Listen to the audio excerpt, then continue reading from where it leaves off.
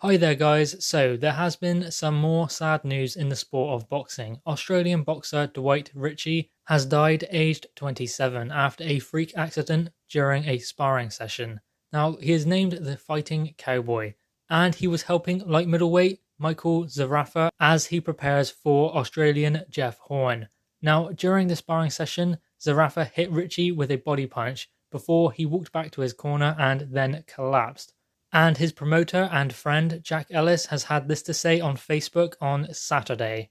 It is with great sadness and shock to announce the Fighting Cowboy Dwight Ritchie sadly passed away today doing what he loved.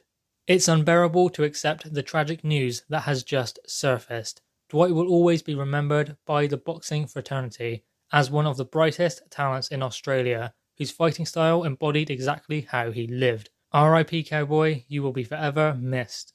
Now, I'm given to understand that Dwight Ritchie is in fact a cancer survivor, so he has already overcome one of the biggest obstacles that life can throw at you. And obviously, it's just a freak accident, and in the sport of boxing, that's all it takes is just one freak accident, one punch landed in the wrong place, whether it's to the head or to the body.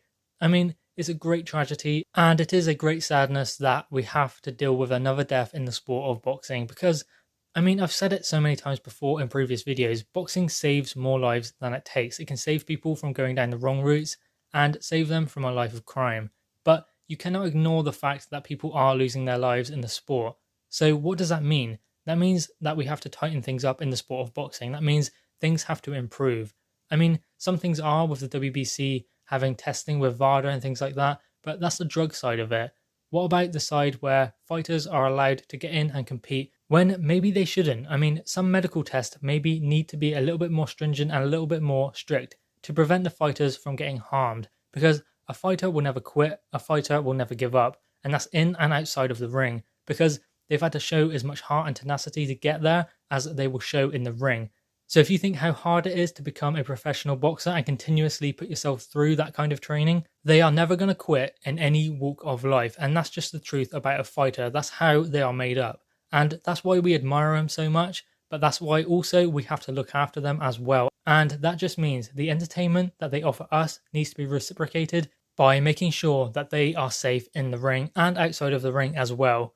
Now, obviously, this happened during a sparring session, and it was a freak accident. No one is at fault, but there is obviously some reason why that body shot took such an effect on Dwight Ritchie. So perhaps he shouldn't have even been in there sparring. We don't really know too much at this stage, and there are no tests that a fighter needs to pass medically in order to be a sparring partner. They are just brought in. So perhaps that is something that boxing could work on. Because of course sparring is not the actual fight, but it still gets pretty rough in there. But anyway guys, drop your thoughts and respects in the comments below, and thank you for watching.